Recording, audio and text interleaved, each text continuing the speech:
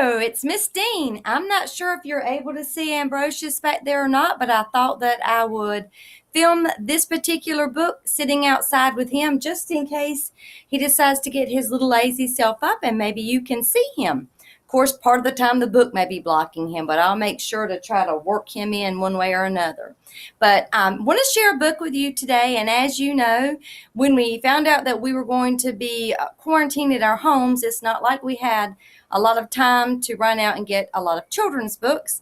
And so most of the books that I have in the house are the books that I would have had anyway, because they would have been favorite books of mine from when I was small myself. And so today's book is a book I have had since I was in elementary school, and it's called The Biggest House in the World, and it's written by Leo Lionni.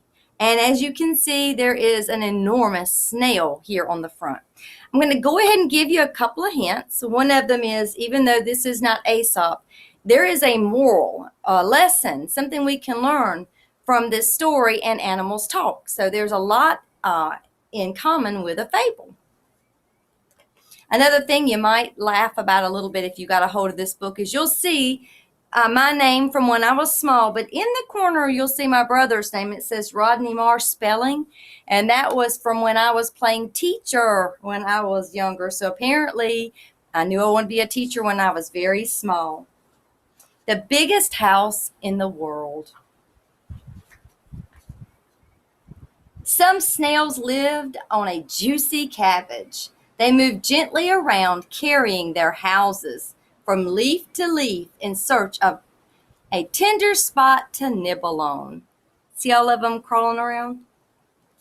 I loved these big pictures when I was small. One day, a small snail said to his father, "When I grow up, I want to have the biggest house in the world." "That is silly," said his father, who happened to be the wisest snail on the cabbage. "Some things are better small." And he told this story. And you can tell that it's a difference because they go to an italics print here, meaning this is a story the father is telling about something that happened in the past, and they've decided to change the print so you could tell the difference. So father speaking, he says, "Once upon a time, a little snail just like you said to his father, 'When I grow up, I want to have the biggest house in the world.' 'Some things are better small,' said the father. 'Keep your house light and easy to carry.'" That sounds wise. If you're a snail and you have to carry your house all the time, having a very small, light house would make good sense. And here's a close-up. But the little snail would not listen, and hidden in the shade of a large cabbage leaf, he twisted. Ambrosius is moving a little bit. I don't know if you can see him at all. That was all he's planning on moving. It's very hot. But a little snail would not listen, and hidden in the shade of a large cabbage leaf, he twisted and twitched this way and that until he discovered how to make his house grow. Oh my goodness, and he's being successful. Do you see how much bigger he is? It grew and grew, and the snails on the cabbage said, "You surely have the biggest house in the world." My goodness gracious, look at this. The little snail kept on twisting and twitching until his house was as big as a melon. And you hear Kelly barking right now. For what reason, I don't know, as there's nobody here because we're all in quarantine. Swaggin', Kelly. Swaggin'.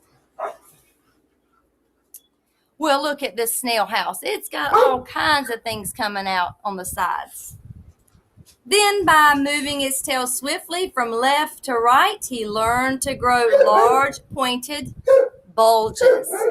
Kelly is being very rude. Do you see why it's not wise to talk while somebody's trying to teach? Kelly, swagging.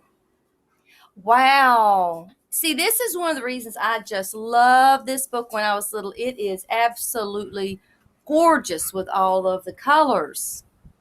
And by squeezing and pushing and by wishing very hard, he was able to add bright colors and beautiful designs. Now he knew that his was the biggest and the most beautiful house in the whole world. He was proud and happy. Ambrosius, you could make yourself known. He's just laying down even further. Look at this page. See all these beautiful colors? A swarm of butterflies flew overhead. Look, one of them said, a cathedral. And a cathedral is a beautiful large church with stained glass windows. You can see why they mistook that for a cathedral. No, said another, it's a circus. Again, you can see why they think that. They never guessed that what they were looking at was the house of a snail, because they'd never seen a snail that big and that fancy. There's another one of those beautiful pictures. And a family of frogs on their way to a distant pond stopped in awe. Awe was like, oh, never, they later told some cousins, never have you seen such an amazing sight. An ordinary little snail with a house like a birthday cake. And again, we can see why a birthday cake would be compared to what that snail looked like. They were comparing him to a cathedral, comparing him to a circus, comparing him to a birthday cake, and I can see all those comparisons. And here the snail is. He has kind of a mad or sad face, if you can see it there. It says, one day after they had eaten all the leaves and only a few knobby stems were left, the snails moved on to another cabbage. But the little snail, alas, couldn't move. His house was much too heavy. He was left behind with nothing to eat. He slowly faded away. Nothing remained but the house, and that too, little by little, crumbled. With nothing, it says, until nothing remained at all. And so now we're back in present time. You see the father and the little boy snail. That was the end of the story. The little snail was almost in tears. But then he remembered his own house. I shall keep it small, he thought, and when I grow up, I shall go wherever I please. And so one day, light and joyous, he went on to see the world. Some leaves fluttered lightly in the breeze, and others hung heavily to the ground. Where the dark earth had split, crystals glittered in the early sun. These are the most beautiful visuals. There were polka-dotted mushrooms. See the polka dots? And towery stems from which little flowers seemed to wave. So many beautiful visions. There was a pine cone lying in the lacy shade of ferns, and pebbles in a nest of sand, smooth and round, like the eggs of a turtle dove. When it says like the eggs of a turtle dove, that's a simile, and they've thrown a simile in there to help you with this visualizing. Like and clung to the rocks and barked to the trees. The tender buds were sweet and cool with morning dew. The little snail was very happy. See these beautiful colors it's got him traveling through, and it's trying to give you a picture that you probably already had in your mind because it was such a great storyteller giving you those visuals. And it ends with this. The seasons came and went, but the snail never forgot the story his father had told him. And when someone asked, how come you have such a small house? He would tell the story of the biggest house in the world. So there is a lesson, and Kelly is interrupting the teacher, so there'll be consequences for her later. But for right now, if we can get her quiet for just a few minutes, it's saying, don't be ashamed of yourself. If you're the shortest kid in class, if you're the tallest kid in class, if you don't always get things absolutely perfectly right the first time, don't be ashamed of who it is that you are, because there's probably great benefit to what it is that you do. do already have.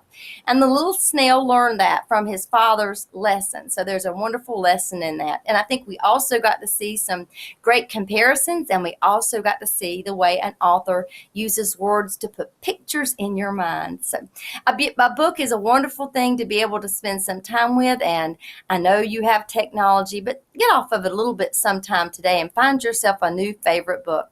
Talk to you later. Bye-bye.